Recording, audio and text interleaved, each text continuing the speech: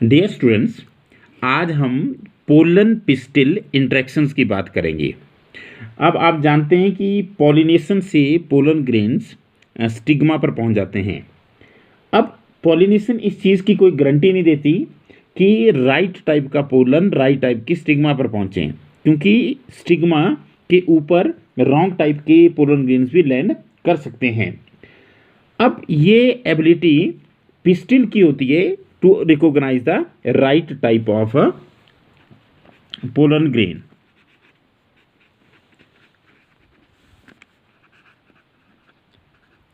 अब right type of pollen grain is recognised by the pistil. अब right type का मतलब क्या हुआ? राइट टाइप का मतलब हुआ कंपैटिबल। अब हो सकता है कि रॉन्ग टाइप के पोलन ग्रेन्स भी स्टिग्मा पर लैंड करें, तो जो रॉन्ग टाइप वाले होते हैं वो होते हैं इनकम्पैटिबल। अब ये डिसीजन पिस्टिल के द्वारा लिया जाता है कि ये राइट टाइप है या रॉन्ग टाइप है। This is the ability of pistil to recognise whether the pollen grain is right type और it is wrong type, whether it is compatible और इनकम्पैटिबल। अब सपोज करो ये कंपैटिबल है, मान लीजिए ये राइट टाइप का है। राइट टाइप का मतलब हुआ कि ये कंपैटिबल है, तो पिस्टिल इसको क्या करेगी? एक्सेप्ट करेगी। पिस्टिल एक्सेप्ट्स इट, और इसके बाद जो पोस्ट फर्टिलाइजेशन इवेंट्स होंगे वो प्रोसेस चलेगा और फर्टिलाइजेशन होगी, मतलब फर्टिलाइजेशन अकर्स। अब अगर ये रॉन्ग टाइप है तो रॉन्ग टाइप का मतलब है कि ये इनकम्पैटिबल है, then pistil will reject it. Pistil इसको रिजेक्ट कर देगी, और जब इसको रिजेक्ट कर देगी तो there will be no pollen tube germination या pollen grain germination.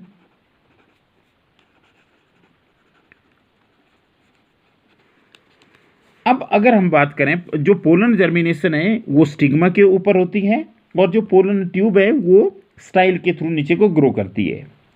The ability of pistil to recognise the pollen grain is followed by its acceptance और rejection, and it is the result of continuous dialogue between pollen grain and pistil. अब basically होगा क्या? एक dialogue होगा किसके बीच में? Pistil और pollen grains के बीच में, और उस डायलॉग के बाद ये पता लगेगा कि जो पोलन ग्रेन आया है वो राइट टाइप है या रॉन्ग टाइप है। अब ये जो डायलॉग है इसको मीडिएट कौन करेगा? This dialogue will be mediated by chemical components. अब ये जो केमिकल कंपोनेंट्स हैं ये किसके हैं? या तो पोलन ग्रेन्स के हैं या पिस्टिल के हैं। The components of pollen grains will interact with the chemical components of the pistil, और उसके बाद ये डिसीजन लिया जाएगा कि ये जो पोलन ग्रेन्स है ये कंपैटिबल है या इनकम्पैटिबल है। अब उसको पिस्टिल ने उसको क्या कर दिया? एक्सेप्ट कर लिया। अब इसकी एक्सेप्टेंस के बाद क्या होगा? जो कंपैटिबल या राइट टाइप का पोलन है ये ग्रो करेगा। अब क्या ग्रो करेगा? इससे पोलन ट्यूब निकलेगी, और पोलन ट्यूब कहाँ से निकलेगी? आप सभी जानते हैं कि जो पोलन ग्रेन होता है, हम पहले ये कर चुके हैं, उसकी दो लेयर्स होती है, एक एक्साइन और एक इंटाइन। जो एक्साइन होती है वो काफ़ी मजबूत लेयर होती है, और आपको पता है वो स्पोरोपोलेरिन की बनी होती है, लेकिन कुछ जगह पे वो डिसकंटिन्यूअस होती है, और इन जगह को पहले भी हमने बोला था कि इन्हें जर्मपोर कहा जाता है। तो जो पोलन ट्यूब है वो जर्मपोर के थ्रू जो है वो बाहर निकलेगी, यहाँ से वो ग्रो करेगी। अब जो पोलन के अंदर के जो कंटेंट्स हैं they will move into this pollen tube. अब पोलन ट्यूब क्या करेगी? यहाँ आप देख सकते हैं इस डायग्राम में पोलन ट्यूब जो है पोलन ग्रेन से निकल चुकी है, और इसके जो कंटेंट हैं वो इस पोलन ट्यूब में आ जाएंगे। अब ये pollen tube it will go through the stigma and style. अब आप देखते हैं यहाँ पहले ऊपर स्टिग्मा से होती हुई स्टाइल से होती हुई ये पोलन ट्यूब जो है वो नीचे जा रही है। अब हम पहले एक चीज़ स्टडी कर सकते हैं कि मेजोरिटी में जो पोलन ग्रेन होता है वो 2 सेल्ड स्टेज में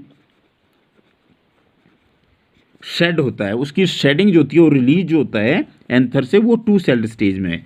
अगर 2 सेल्ड स्टेज है तो उसके अंदर 2 सेल है, एक तो उसमें वेजिटेटिव सेल है और एक उसमें जनरेटिव सेल है। पर अब बाकी जो प्लांट्स बच गए उनमें 3 सेल्ड स्टेज है और 3 सेल्ड स्टेज में बेसिकली क्या होता है, जो जनरेटिव सेल होती है वो डिवाइड होकर के 2 मेल गैमेट्स बनाती है। अब अगर मान लीजिए 2 सेल्ड स्टेज में शेडिंग हुई है या स्टिग्मा के ऊपर जब वो पहुंचा तो 2 सेल्ड स्टेज है, तो यहाँ पर क्या होगा, फिर से जो जनरेटिव सेल है उसमें पहले डिवीजन होगा और 2 मेल गैमेट्स बनेंगे और तब जा कर के फिर ये पोलन ट्यूब आगे का प्रोसेस चलेगा। पर अगर 3 सेल्ड स्टेज है तो ये पहले ही उसमें ट्रांसफर हो जाएंगे और this process will be continued. अब अगर हम बात करते हैं कि जैसे ही ये पोलन ट्यूब स्टाइल से होती हुई जा रही है तो it will enter the ovule through micropyle. You know the opening of ovule is called as micropyle. तो माइक्रोपाइलर एंड से ये एंटर करती है। अब आप देख सकते हैं कि ये यहाँ से आ रही है और ये यहाँ पर एंटर कर रही है। जब ये एंटर कर रही है तो उसके बाद क्या होगा, it will enter one of the synergids. अब आपको पता है कि माइक्रोपाइलर एंड पे हमारे पास एग अपरेटस होता है। जो एग अपरेटस होता है उसके 2 हिस्से होते हैं, एक सिनर्जिड्स जो 2 होते हैं नंबर में प्लस एग सेल एक होता है जो that represents the female gamete. अब ये भी हम पढ़ चुके हैं कि अगर आप यहाँ देखें, इस डायग्राम में देखें तो इसमें जो पोलन ट्यूब एंटर कर रही है जिसमें मेल गैमेट्स हैं, ये क्या कर रही है, ये डीजनरेटिंग सिनर्जिड के फाइलिफॉर्म अपरेटस। हम पहले भी इस चीज़ की चर्चा कर चुके हैं कि जो सिनर्जिड्स होते हैं उनमें एक फाइलिफॉर्म अपरेटस होता है और ये फाइलिफॉर्म अपरेटस क्या करता है, इस पोलन ट्यूब को गाइड करता है its entry into the embryo sac और into the this egg apparatus. अब हम आजकल ये जो स्टडीज़ हुई है उनमें भी ये क्लियर है कि only this filiform apparatus of the synergid it guides the entry of this pollen tube into the synergid or into the embryo sac। अब अगर हम बात करें, हम बात कर रहे थे पोलन पिस्टिल इंट्रैक्शंस की। No what are pollen pistil interaction? All this events, कौन से इवेंट्स?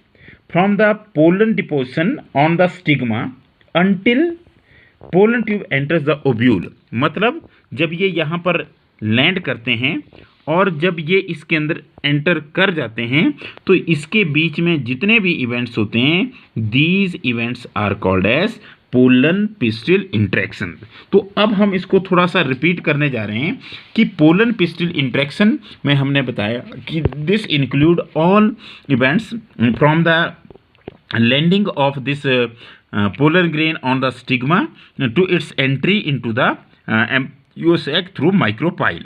अब अगर हम बात करें तो सबसे पहले हमने ये चर्चा की कि जो पोलन ग्रेन्स हैं वो पॉलिनेशन का ये मतलब नहीं होता कि वो राइट टाइप के पोलन ग्रेन ही स्टिग्मा पर लैंड करें, वो कई बार रॉन्ग टाइप के भी हो जाते हैं। अगर राइट या रॉन्ग टाइप के हैं ये डिसाइड करती है पिस्टिल। अगर वो राइट टाइप के हैं तो उनको एक्सेप्ट किया जाता है, एक्सेप्ट किया जाता है। अगर वो रॉन्ग टाइप के तो उनको रिजेक्ट किया जाता है। पर ये किस बेस पे होता है? ये होता है on the basis of chemical interaction between pollen and this stigma of the pistil. अब जब ये डिसाइड हो गया कि ये राइट टाइप का है, ये कंपेटिबल है, तो इसके जर्मपोर से पोलन ट्यूब निकलेगी और जो स्टिग्मा से होती हुई, स्टाइल से होती हुई जाकर के ओव्यूल में एंटर करेगी। अब जो पोलन ग्रेन्स होते हैं या तो वो 2 सेल स्टेज पे होते हैं या 3 सेल स्टेज पे होते हैं। अगर 2 सेल स्टेज पे होते हैं तो प्रोसेस में क्या होगा, एक फर्दर डिवीजन होगा जिसमें जनरेटिव सेल जो है वो 2 मेल गैमेट्स में डिवाइड हो जाएगी और उसके बाद फिर ये कंटिन्यू करेगी। अगर 3 सेल स्टेज है तो जैसे लैंड करेंगे वहाँ से प्रोसेस स्टार्ट हो जाएगा। और आपको ये अब पता है कि जो पोलन ट्यूब है वो एंटर करती है माइक्रोपाइलर एंड से, और the फाइलीफॉर्म apparatus of synergid guides its entry into the ovule. So all these events they constitute pollen pistil interactions. In the next video we will discuss hybridization. Thank you very much.